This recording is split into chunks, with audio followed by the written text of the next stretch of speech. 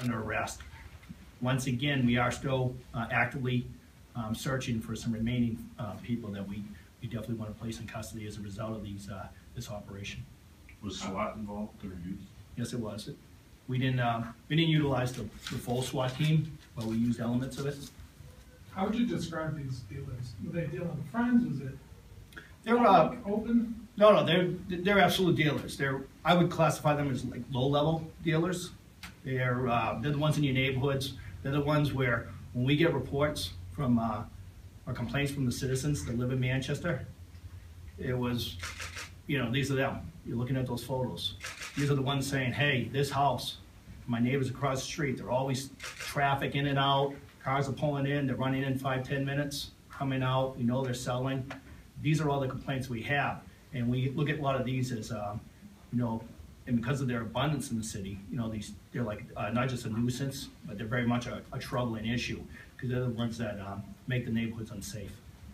And they bring in a lot of bad elements that, not be redundant, but what the chief had already mentioned. Would you say the public played a big role in helping to identify some of these people? They always do. Through the course of our investigations with not just our undercovers and our partners behind me right now, we really depend on the citizens, the community, to be you've heard the eyes and ears type of mindset, but it plays into it greatly. Were there any children taken into protective custody? Not to my knowledge. There was, no, No it was children. not. Thank you. What's the value of this? You said some drugs, some guns. Well, for the heroin, there's 140 grams of heroin. Okay. And a gram of heroin is $100 to buy. And there are about over 1,000 individual hits there. It varies, but that is the rule of thumb. Okay. So that puts one person temporarily, at least, out of business.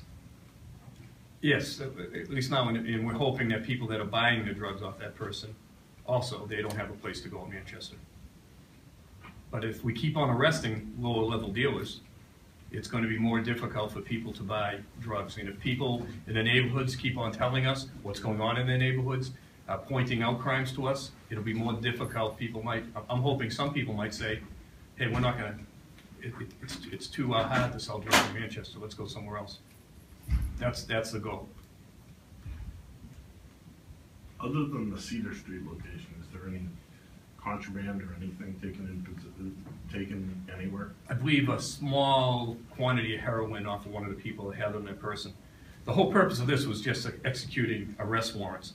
When we went to that address during the time of executing an arrest warrant, observations were made, the scene was secured, and a proper search warrant was acquired, and that's when we went in and found this. We weren't anticipating making a seizure like this. Today was all about getting lower level people out on, picking them up on the. And this was based on previous buys? Yes. And again, these warrants were from not only from Manchester, but state police also from the good work that they did in the city as well, making undercover buys. Get started on the next one soon? We were just upstairs, and I was just telling the Special Enforcement Unit, let's get planning on the next one. So we're hoping to have you here visiting us at least 2 or 3 times a year. Spring cleaning? Yes. Hey, that's very good. So, okay.